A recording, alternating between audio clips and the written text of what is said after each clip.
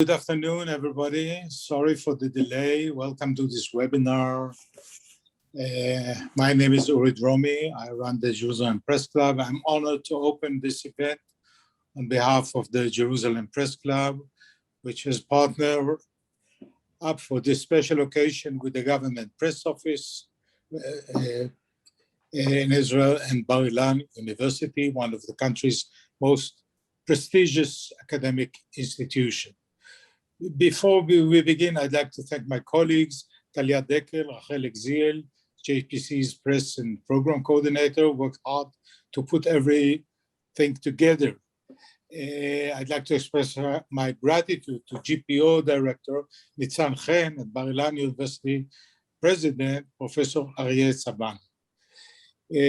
I'd like also to welcome members of the Embassy of Italy who have joined us, including Ambassador Gianluigi Benedetti, and other distinguished guests whose computer icons I have yet to decipher.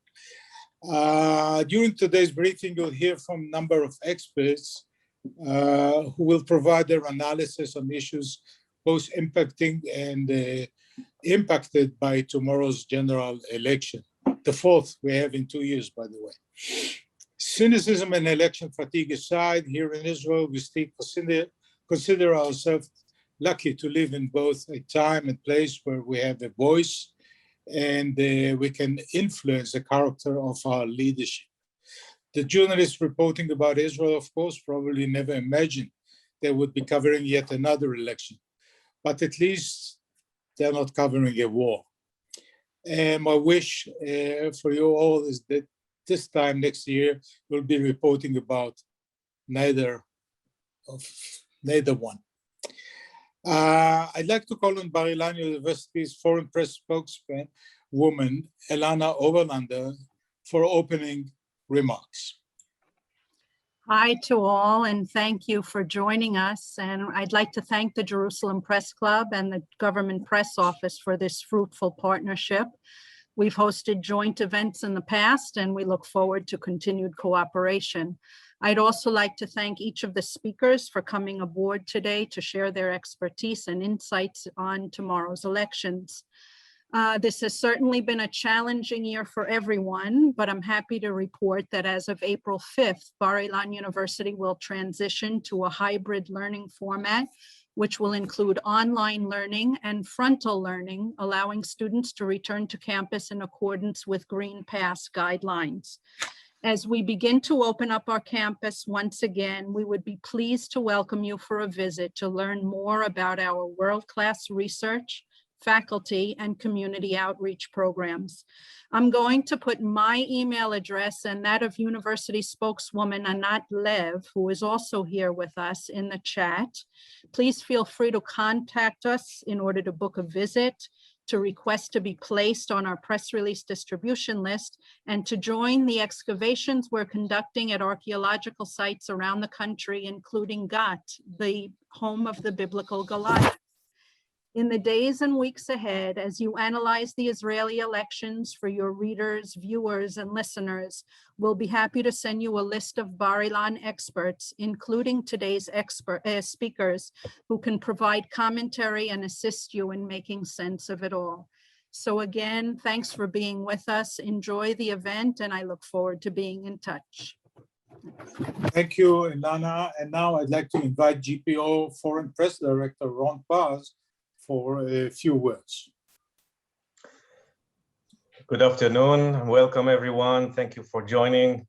We admire your patience to bear with us for 4 consecutive election campaigns. I would like to offer a few points of focus ahead of tomorrow's election and how different it is from previous rounds. Well, first is the number of parties. It is crucial. In previous elections, we had only 8 parties. None were in the risk of not crossing the threshold. But out of these 8 parties, no less than 5 had split to 2. We have Blue and White that split into Yesh Atid and Blue and White of Gantz. We had Labor Meretz that ran together and now are running separately. We had a joint Arab list that also split to Ra'am and the remaining of the list. We have Yamina, which split to the National Religious Zionism and the rest of Yamina. And even the Likud basically can also be considered split, as the top 3 candidates in New Hope had retired from the Likud. So with extra 5 parties in the race, we have 13 of them. And it may require a sort of statistical miracle for all of them to pass the threshold, unless there is a massive, what is called strategic voting in the center-left camp, aimed to strengthen the small, struggling parties. So what happens if a party falls below the threshold of 3.25%? All the votes are naturally lost, but which can be up to 4 mandates. Mathematically speaking, the gain will split evenly between the 2 sides. Netanyahu camp will gain 2 mandates, and his opponent camp will gain the other 2 mandates. This is because each party will grow proportionally. The race for 61, of course, that's what everyone is up after for. Netanyahu has only one option, making a coalition of Likud with the ultra-Orthodox parties, the National Religious, and the Yamina of Bennett.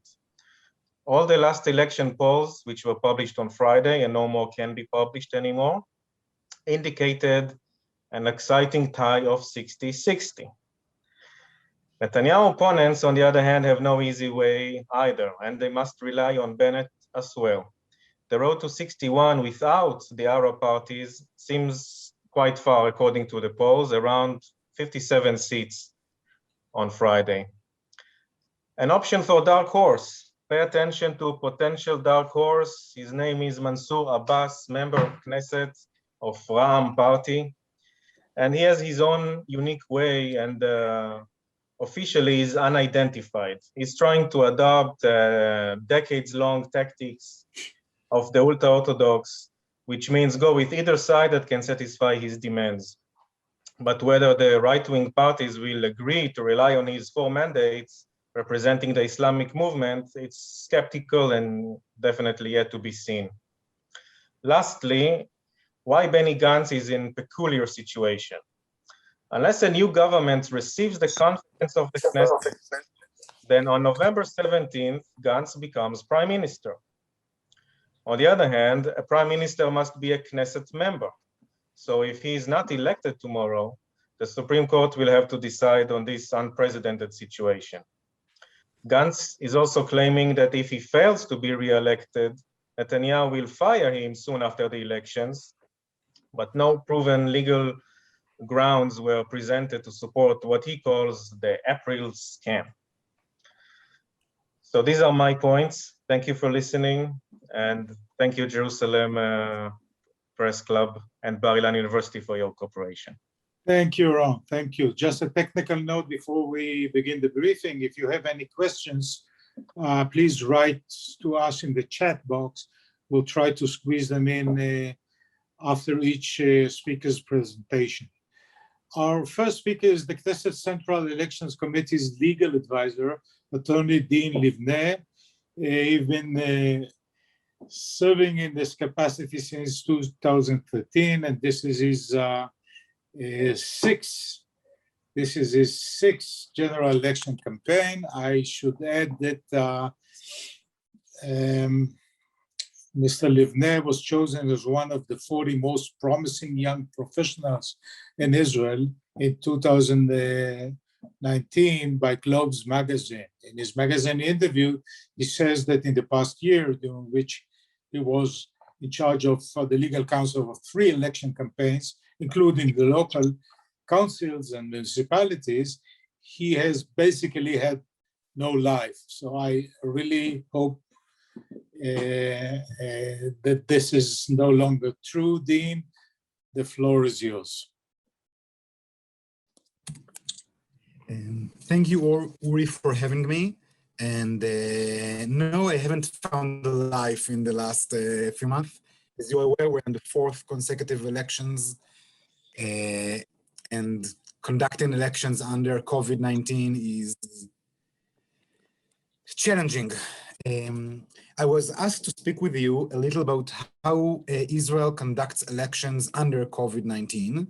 And if you can, please put up my presentation.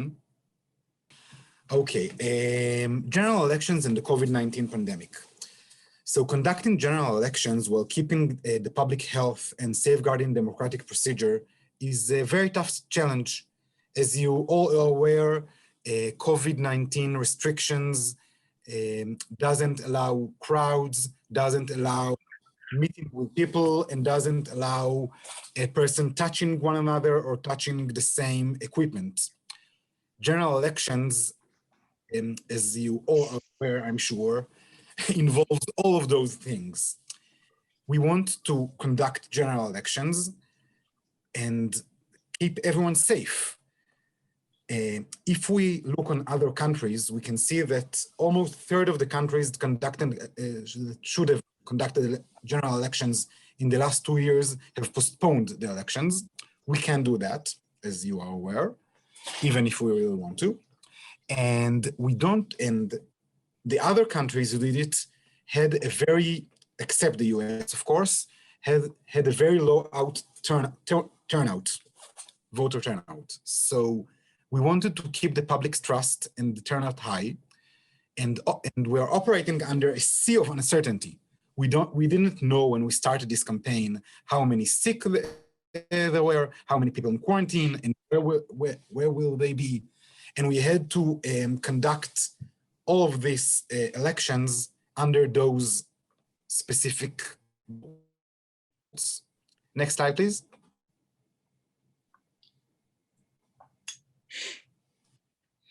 When we started out thinking what we should do, we thought about a few ground rules.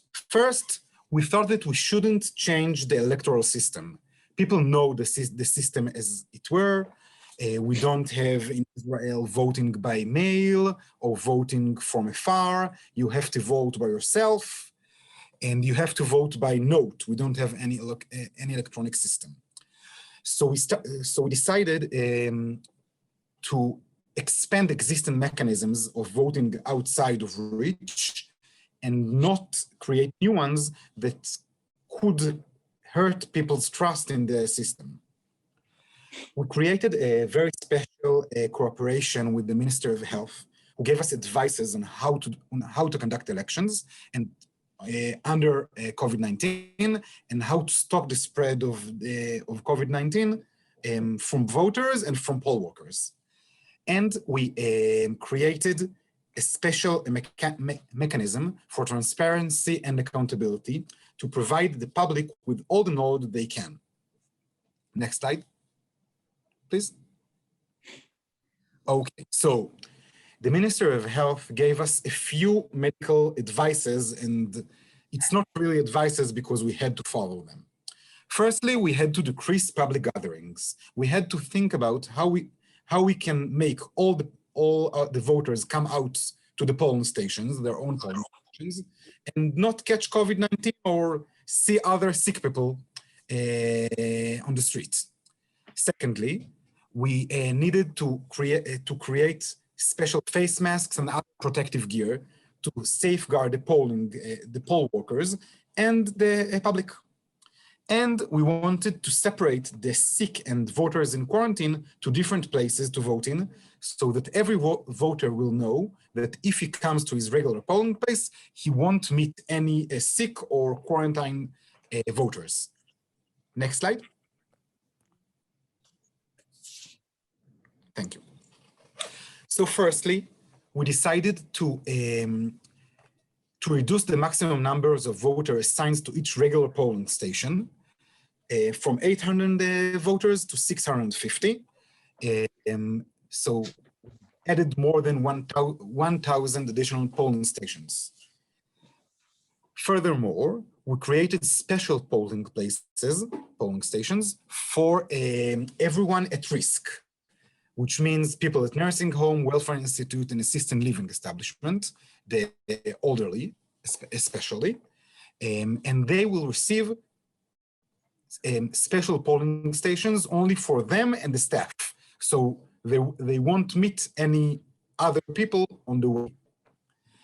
In every local authority, we conducted at least 2 new polling stations in tents for the sick and for the quarantined. Those people will go to those places and only those places by special transportation, and will provide 4 polling stations in the international airport for incoming passengers. Next slide, please. For every sick and quarantined people, we created special polling places in tents, as you can see in the picture. Some of them even in a drive-through voting system, so you can vote from your car.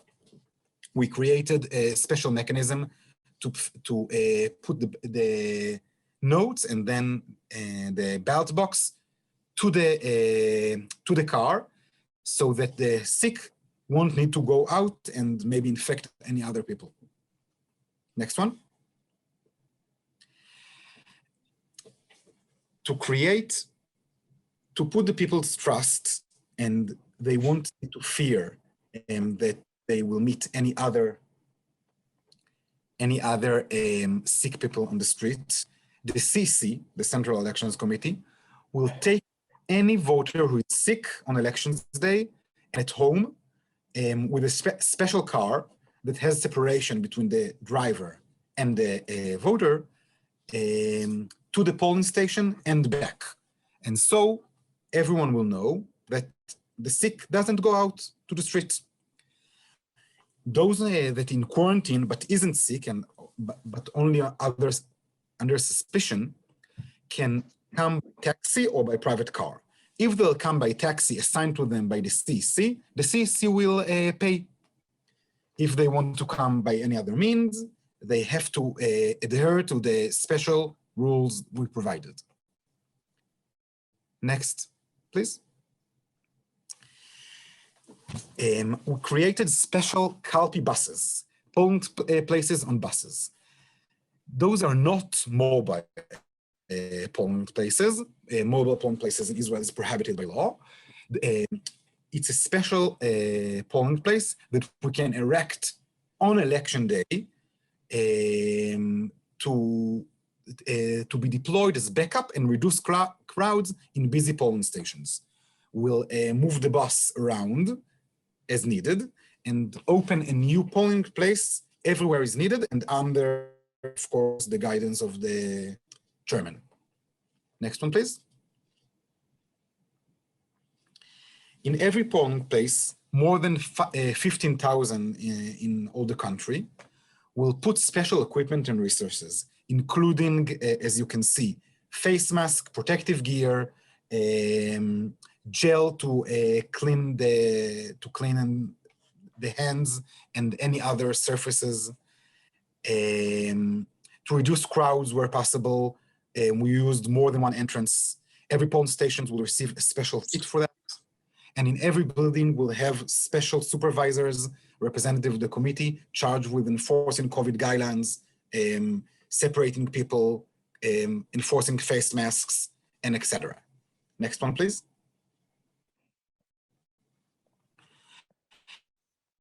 The committee established a new website dedicated information on COVID and you can catch it on our website. Led a widespread campaign with the slogan about protection measures aimed at securing and protecting voters. There will be informative polling stations. I think everyone in Israel has already seen and heard our new slogan, come to, in Hebrew it sounds better. Okay. We made special preparations everywhere in our polling stations, in the Knesset where our staff is, and everywhere else.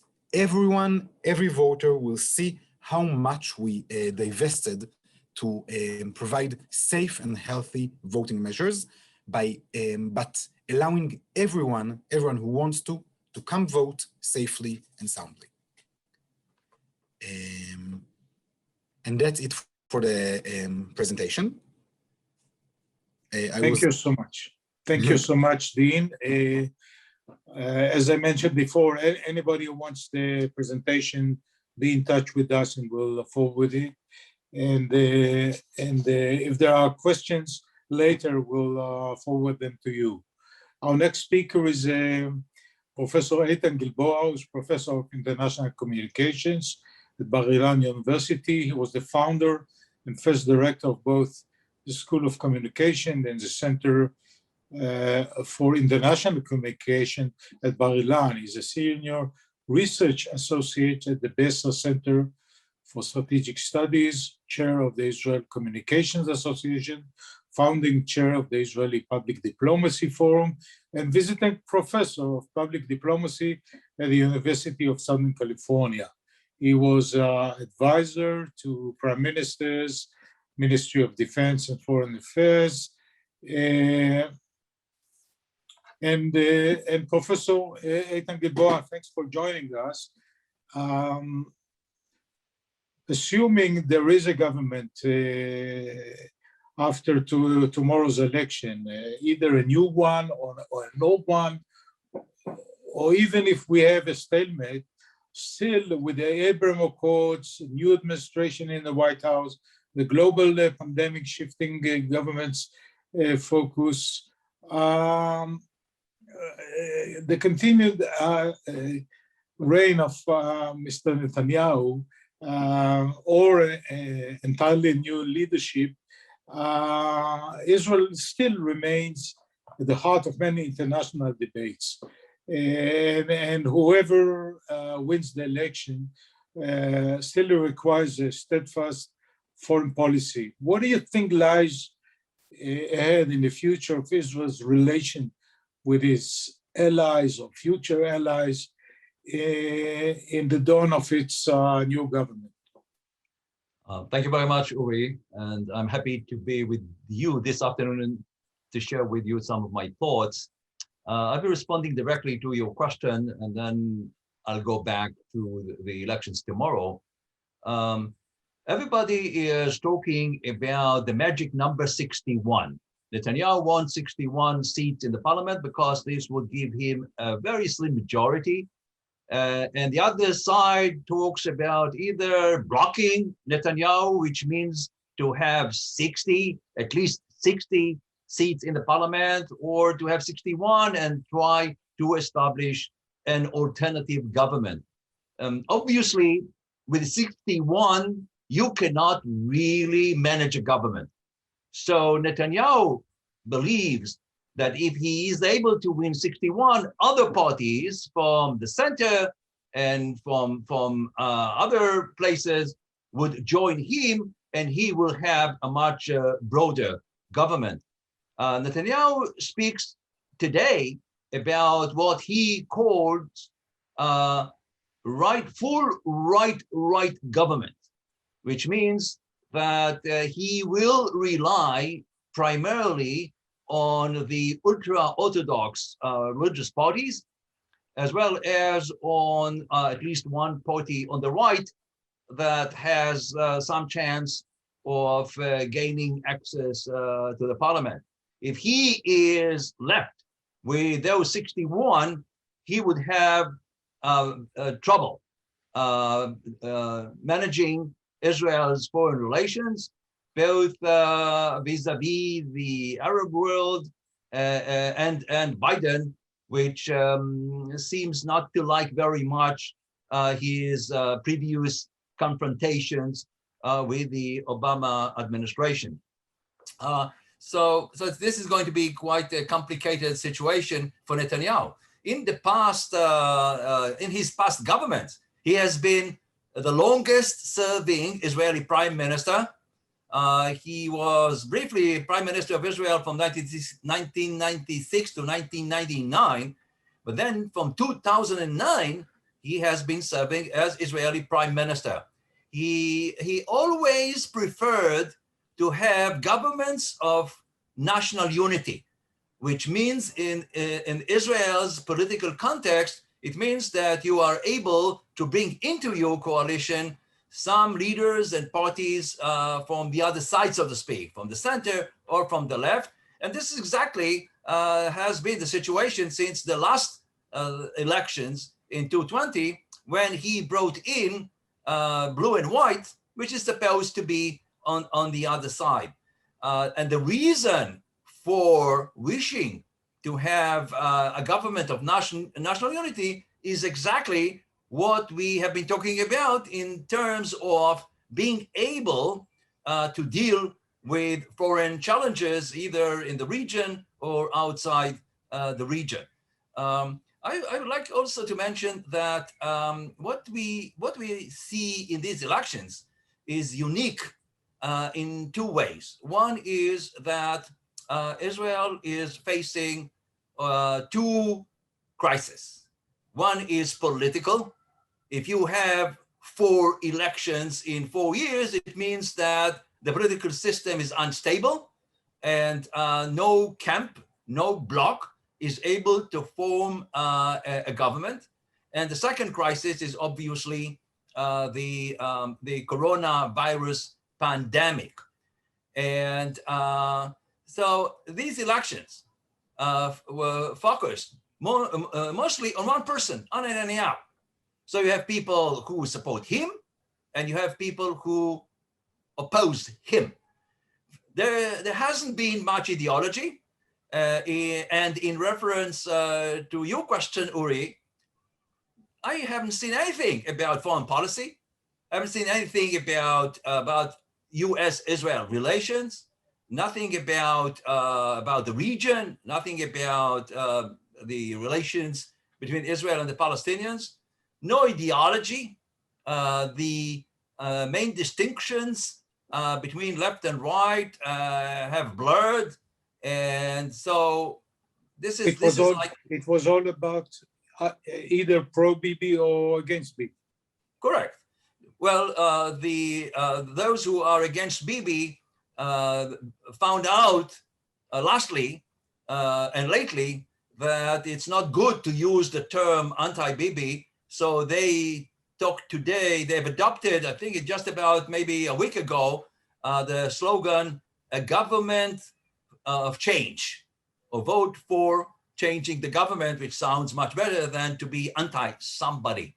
But this is exactly this has been the case with the previous elections. The second crisis, the coronavirus crisis, is quite interesting because it is playing right into the hands of Netanyahu. If we look at the two main challenges of the crisis, the health dimension and the economic dimension, see what is happening these days. First of all, the vaccination campaign has been very successful, and the levels of sickness and hospitalization and even death have been declining rapidly. Netanyahu is saying that Israel is going to be the first country to get out of the pandemic. This is not exactly a true claim, but nevertheless, it works on a part of the public.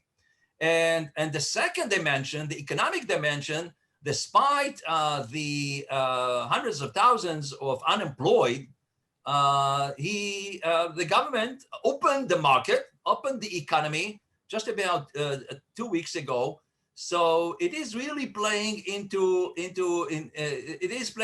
hands. He has now an advantage. The opposition is criticizing Netanyahu for the failures of his government to deal with the crisis in the early phases. Netanyahu is pointing to the vaccinations. So we see here like a battle, but more and more, even the coronavirus is becoming less important. In terms of what is winning in Israeli elections, winning does not mean necessarily that one leader or one party gets the most members in the parliament. Winning in Israel means that you are able to establish a bloc. Never in the history of Israel, one party won enough seats, which means 61 seats in the parliament, to rule by itself. Parties the biggest parties, the largest parties have always needed to establish coalitions. And this is going to be the case even after these elections. From party elections, Israel has moved to bloc elections. This started in 2009 when the largest party could not establish a coalition government. This was the 2009 when Netanyahu was able to establish his government. The largest party was a different party. He simply was able to agree to sign a coalition agreement with his natural allies, so to speak, the religious parties and parties on the right, even before the elections. And right now, he has his own bloc with the religious parties and the party. And by the way, he signs the partners on the loyalty oath to him. So maybe it will give him some stability if he gets the 61. But this would not be enough, as I said earlier. 69, you cannot really run anything, and there are all kinds of contradictions. I want to talk just briefly about two decisive factors. What really should we be looking at tomorrow? Okay. One decisive factor is the threshold, number, because in Israel, as Ron mentioned earlier, the threshold is 3.25, which is relatively high, and this was the reason for all kinds of parties to join together and to form some kind of technical blocks. So I can tell you, and this depends also on the voting turnout. And I can tell you that in 2015, the turning out vote was 72%. In April 2019, it was 68.5. In September 2019, it was 69.8. And in 2020, it was 71.5. So in the last three elections, it increased. And this is critical for a number of parties. There are at least 4 parties with a chance to gain seats, to win even to achieve the threshold. And while in the last elections, 140,000 voters were needed to cross the threshold. If the voting turnout is going to be less, it's going to be favorable to those parties. If it's going to be higher, then it's going to make the life of the small parties very, very difficult. So would you bet if it's going to be lower or higher? You're crazy. You cannot bet anything about Israeli politics, especially these days. No, and nobody knows. Even the pollsters don't know. The expectation is that it's going to be lower because of election fatigue, because of mistrust of government in general. And people are saying, I don't know whom to vote for. And I'm very frustrated with politics and the government. So the expectation is that it's going to be lower, but I can only talk about expectations. And there's also an interesting factor here, which is the Arab vote. This time, as Ron mentioned earlier, there's a split in the Arab parties. In previous elections, the Arab parties formed together a joint list. This time, and this was a very strange list because it includes communists, nationalists, and Islamists, all of them together because of that high threshold. Without that threshold, perhaps none of them would have been able to cross the threshold. So now we see a split, but this split is interesting because of all those parties, the Islamic party is now saying we are ready to participate in a coalition. And it's interesting that Netanyahu suddenly is quoting the Arab vote, and he's talking about Why not? perhaps. Why not? Why not? He's quoting the ultra-Orthodox. I mean, what's the difference between the ultra-Orthodox and the Ram party? No, because in the past he really insulted the Arabs, and his government has not really adopted programs and policies that were favorable to the Arabs. Abbas Mansour, the head of that Islamic party, is saying, I should behave like the religious parties. They are not Zionists. They don't really support the government. Some of them don't even to be ministers in the government. They serve only as vice ministers. But whoever is going to give me what I need, then I will go with him. So he is going to be like a decisive party.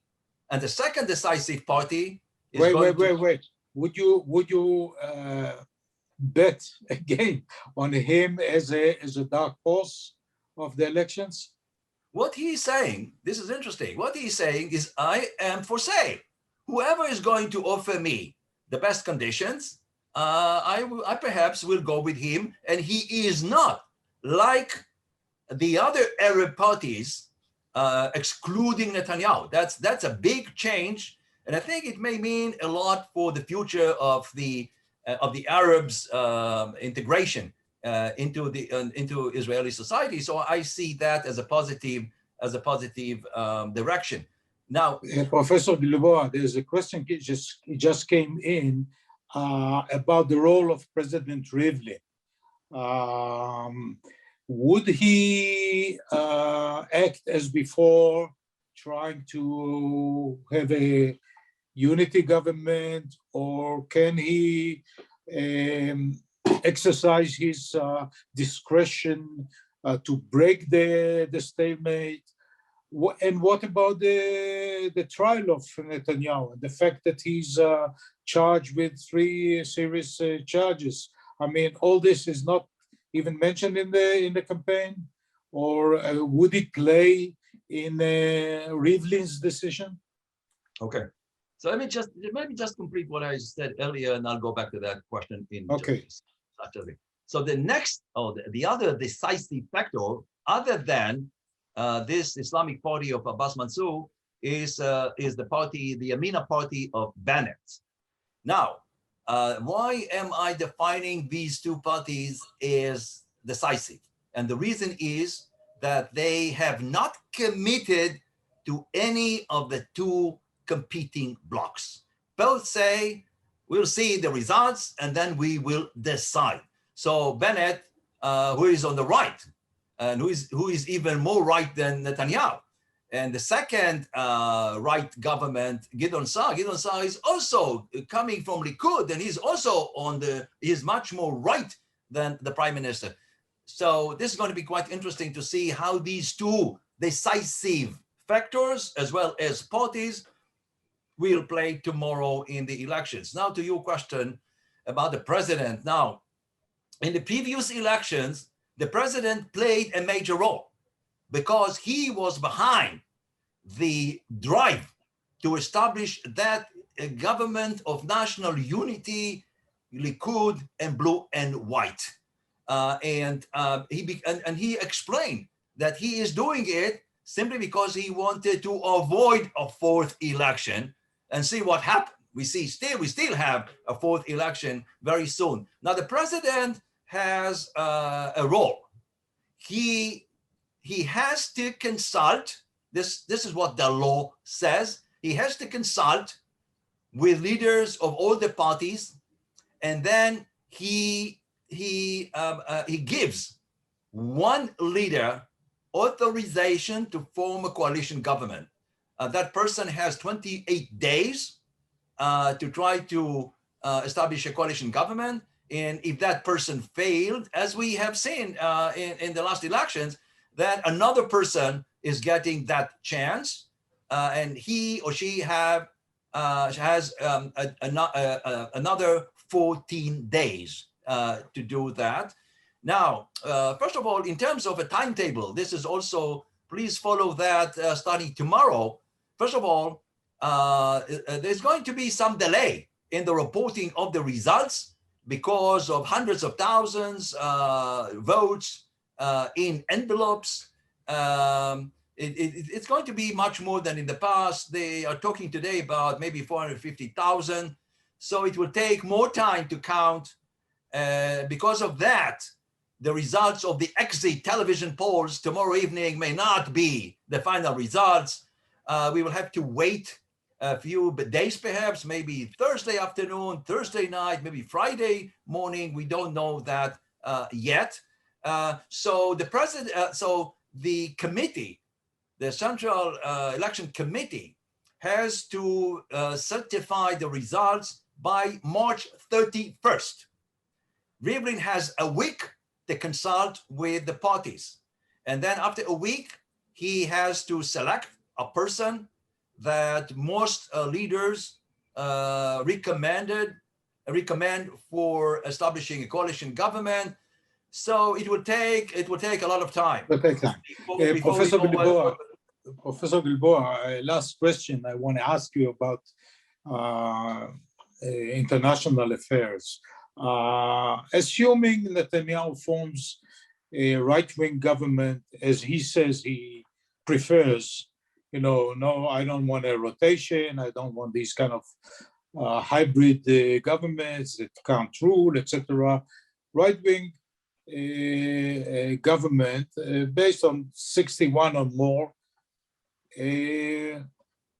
but in the same university you teach, 12 years ago, I believe, he made the Bar-Ilan speech about two-state solution. What's going to happen with this? With a right-wing government, he will be pushed to drop this idea. But on the other hand, you have Biden and you have the Emirates. So how do you foresee, if Netanyahu forms the next government, how can he square the cycle? He is only saying that he prefers a full rightist government with 61 members. This is not what he wants. He wants a government of national unity. This is what he wants, and perhaps he expects Bennett to join him, maybe even other parties. It's going to be extremely difficult for him to reconcile. We talked about Abbas Mansour from the Islamic Party. This Islamic Party cannot participate even from the outside, so to speak, not officially being a part of the coalition with, say, the Zionist religious party, because you cannot really mix them. If Netanyahu is left with just his full right government, he will have a lot of trouble with say, the Biden administration on Iran. Iran is much more important than the Palestinian issue, and he's on the way for a major confrontation with Iran. For that purpose alone, he needs a much broader coalition. But see, this is the paradox, and this is exactly what happened during the Obama years. Netanyahu has not done much for expanding settlements in the West Bank. And he always said, I can't do it because of American pressure or American position. You mentioned the Bar-Ilan speech, where Netanyahu recognized the need to establish a Palestinian state. And he also froze settlements for about 10 months. He simply, contrary to what he is saying, he surrendered to Obama's pressure, which means that you can even exert pressure on Netanyahu. He presents himself as somebody who can withstand Biden. The record does not show that this is the case. And I think for this reason, you mentioned also, I don't have time to go into this, the trial. We need to wrap up. Okay, his trial, which is going to resume in a few days, didn't come up in this election at all compared to previous elections. Right. And I think that once you hear testimonies in his trial, is going to be even more difficult and complicated for him to both run the government, even the kind of the government that he wants, and at the same time to deal with his legal problems. But as we say here, never say never about Netanyahu. Okay, Professor Gilboa, thank you so much for your lucid presentation.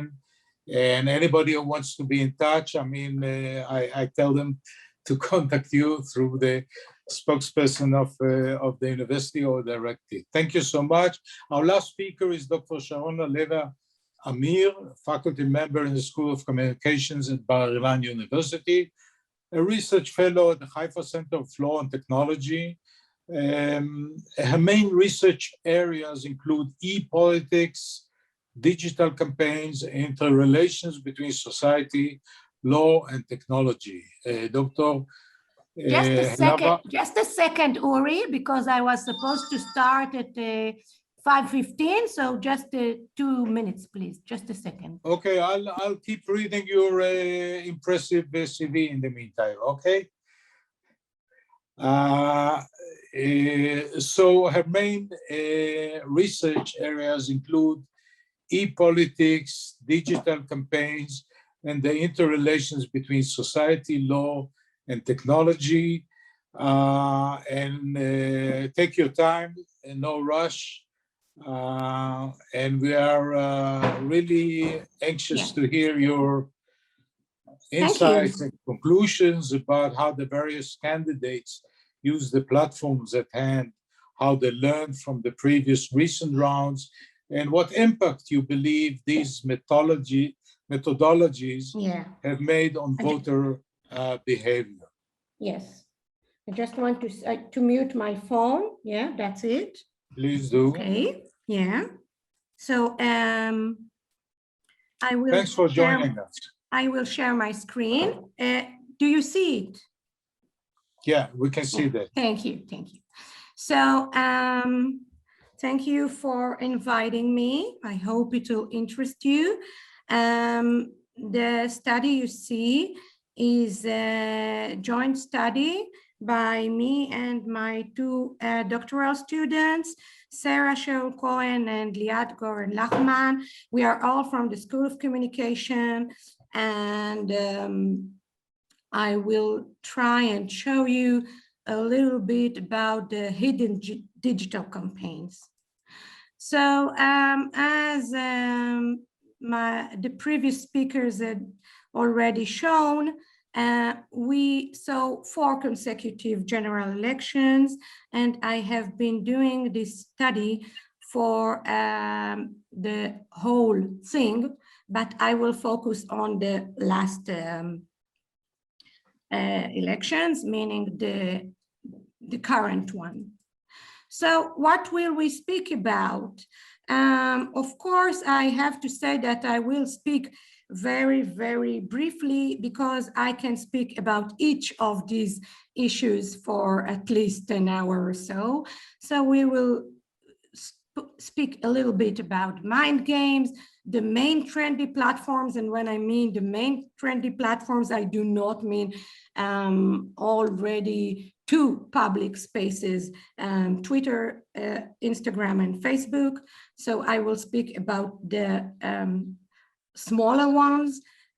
We will speak about the constituents as active political campaigners, sectorial campaigns, and the web as a frontierless space. So when we speak about mind games, I am referring to the fact that we are in a postmodern campaigns era, in which digital techniques affect our brains and minds without us even knowing it. And I will show only a few examples, but it can be shown in many, many examples. And of course, all the trends that I will show are not typical only to Israel, but they affect the whole democracies. So here we see a few things. For example, here we see a woman. I would call it Zionism porn. Why is it so? The name here is Rita Tardelli. There's no such woman. The woman in the photo is an Italian user of Facebook. They took her photo without, of course, her consent and used it to promote Zionist propaganda.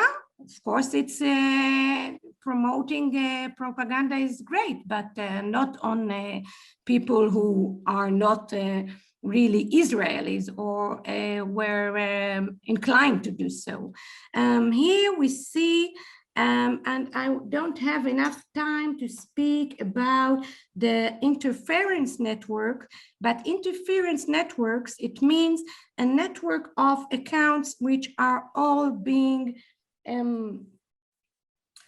managed by same person.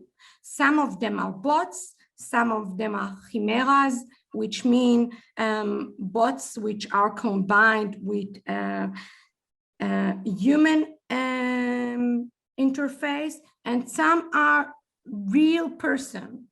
All those accounts are operating in an orchestrated manner to create a real network that will affect either positively or negatively, positively to promote specific messages, negatively to, I would say, harm your opponent, okay?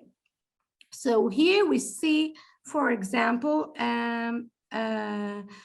interference network that was only discovered recently, last week, which promotes Orly Levy Abukasis, and all of the profiles who were promoting her agenda were, of course, fake. You see here people from the United States, from Indonesia, and so on. All are by used accounts, faked used accounts. And here we see the last example of fake account by a person named Efrat, and Efrat doesn't speak about anything else but only about conveying messages to the Likud, although she seems to have a photo rather iconic of Christianity, I would say, but that's what she does. So these are only, you know, the tip of the iceberg of a few examples I can show regarding mind games, but I will have to proceed and go to the main trendy platforms. And when we speak about trendy platforms these days, we speak about Telegram, TikTok, Tinder, WhatsApp, and even Clubhouse.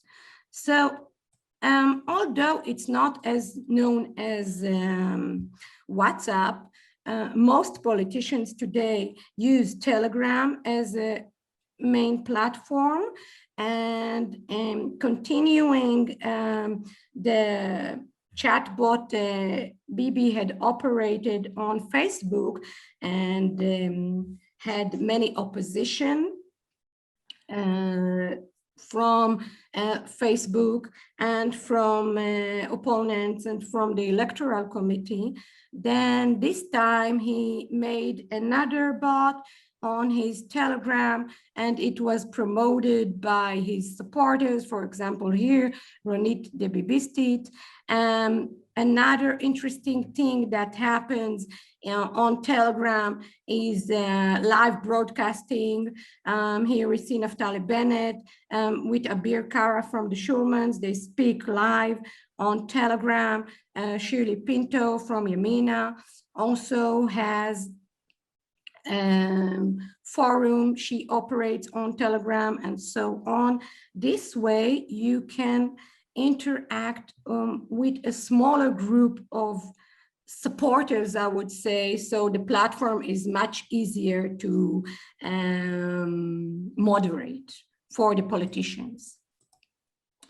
WhatsApp is being held for supporters groups. We see here the support group of the Schulmans. We see the support group of Yesh Atid, and even Ayelet Shaked offers us to join our family group for a special visit by her.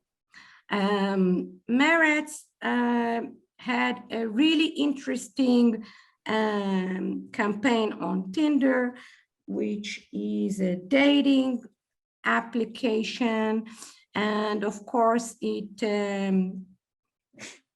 engages young people, it engages I would say hipsters and so on, and it's a really interesting chance of new and stylish campaign, though it addresses only a specific crowd and audience. Clubhouse is a rather new platform meant only for iPhone users. You can only join this platform if you receive an invitation. Each iPhone user has only 2 invitations to give, that's it. So it's rather, I would say, intimate. So Ayelet Shaked was the first candidate or even MK to join Clubhouse and to open a room. What you do in the room is you engage in a discussion, and you can do it again on a more intimate basis. Newsletters. For many years, newsletters has been, I would say, treated as some sort of traditional media, not really digital, but the other way around is the right way to look at it, because it enables the politician to promote specific messages only to those who already enrolled to these newsletters, and we see broader use of newsletter this coming election. Live. So because of the corona, they took the lemons and made a lemonade out of it, circumventing traditional media, circumventing all journalists who join us here, and doing all these live campaigns on TikTok, on Facebook Live, on Telegram, via Zoom, and so on, which was really interesting. I would say, surprise of this election is TikTok. TikTok is an application, of course, Chinese, for those of you who don't know, designated for really young audience. You may ask yourself, why do these politicians even bother to be there? Of course, to engage prospect constituents. TikTok has many interesting features, such as hashtags, lip sync, web challenges, and duets, which enables us to interact or engage with a specific person. I will show you only this clip, which, just a second. Yeah, just a second. Yeah. So I hope you can see it. Just a second. It didn't start it. Yeah.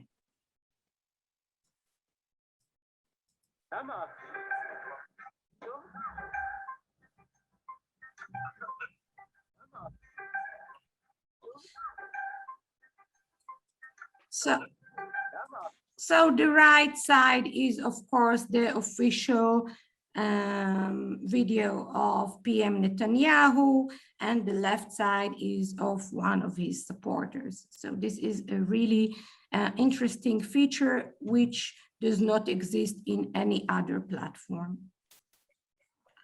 Just a second. Yes, let me go back to where we were. Yeah, okay. So TikTok officially refrains from political features, and only Black Lives Matter started the trend of protest videos on the app, and thereby engaged people to comment on political issues during the presidential campaign. However, it seems Israel is one of the first, if not the premier state to have an official political campaigns these days. And Ram Shefa, he was previously from Blue and White, sorry, was the first Israeli politician to open a formal TikTok account, and he was followed by Benny Gantz. But of course, the prominent user of TikTok is Benjamin Netanyahu. He has a unique control of every platform he uses. He knows the specific affordances of each platforms and know how to use it. As of last week, there are 15 accounts of candidates and 8 accounts of partisan young youth group. Another story of this campaign, and all through the fourth campaigns, consecutive ones, we see an attack of political messages, which are of course less formal. Mostly they do not obey electoral law. For example, see this text message: "You don't know who publishes it." And of course, it is against the law. And Judge Meltzer, in the electoral campaign of 2019, he issued a decision that every text message has to be signed by the one who issues it. And of course, most of them still lack any signature, okay?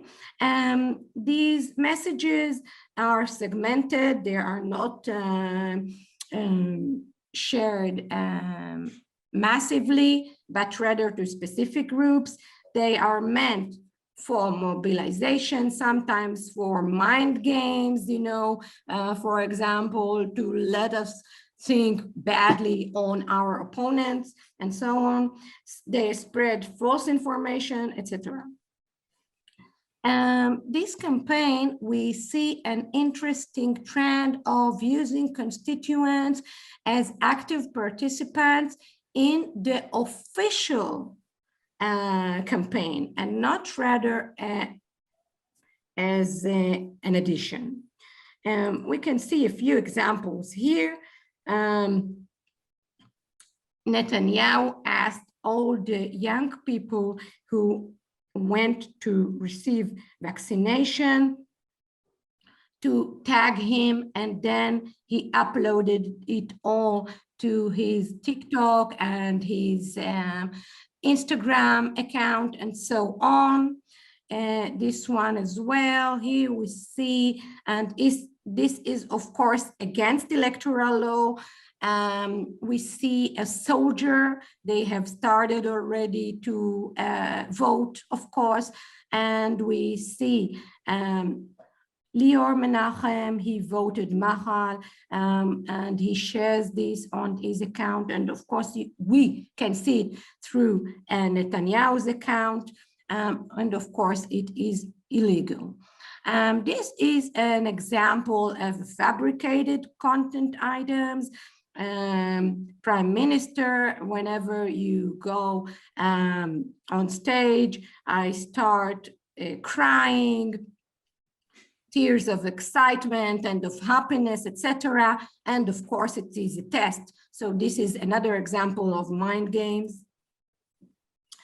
When we talk about TikTok and we talk about addressing the young generation, so there is a call for candidates user discourse. Of course, it cannot be done through the huge platforms such as Facebook, Twitter, and so on. So here are a few examples, which I don't have the time to show. Another yes, we need to wrap up in yeah, few yeah. minutes. And I know. Another interesting thing is the use of influencers, of course, to encompass a larger circle of followers and to broaden the outreach. We see a massive use of the constituents management applications such as the Elector, which is being used by Likud, Yamina, Atzionut Hadatit, and so on.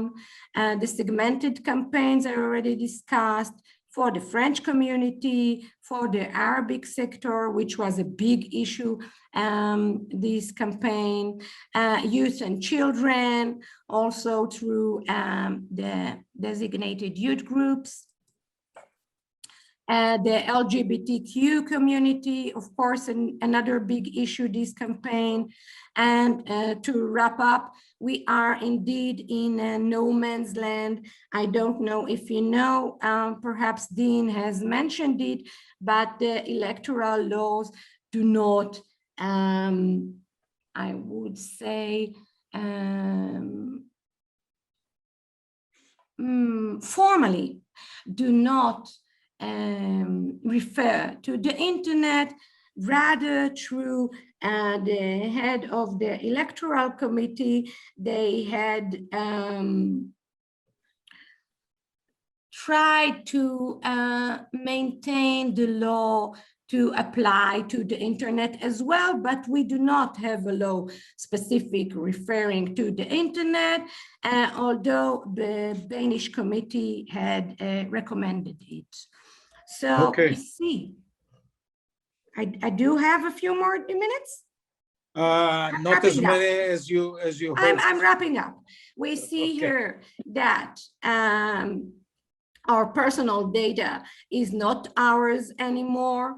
Elector, through Elector, they used personal phone books of people to know the specific names of people who are in their phone books, and for example, gave a nickname when they conveyed messages through text messages.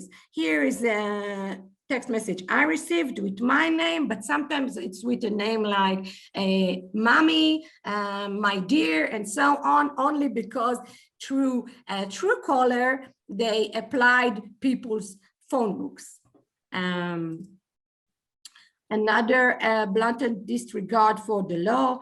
Facebook again suspended Netanyahu's chatbot. However, he insisted on still using it. And another really new thing, Bagatz told the Likud to take off all the signs of returning to life because it refers to the health ministry. However, the sign is still on Metzudat Ze'ev, and I'm summing up. So we really see that online campaigns in the third decade are more personal, segmented, and micro-targeted. They are manipulative and sophisticated than has ever been possible previously. Social media affordances combined with computational techniques induce highly toxic platforms. On the other hand, small-scale platforms enable a direct appeal to specific audiences, and of course, legal tools lag behind. And I think both democracy and citizens are harmed from this. So I hope you enjoyed my talk, and thank you for listening. Yeah, thank you very much. Of course, a big issue is how all this affects the traditional media, which used to mediate and really look at content before and facts and analysis before spreading it out, and how it affects the elections. But that's a different issue. Thank you so much, Dr. Aleva Amir, and thank you all the speakers, our partners, the GPO and Bar Ilan, all the journalists, the distinguished guests who were online. Please don't hesitate to reach out to us or any of the partners for further information during or after the election. And stay tuned for more JPC activities on the day after. Thank you all. Stay safe and goodbye. We hope you enjoyed that briefing by the Jerusalem Press Club. If you did, like the video and hit the subscribe button to stay up to date with all of our future content.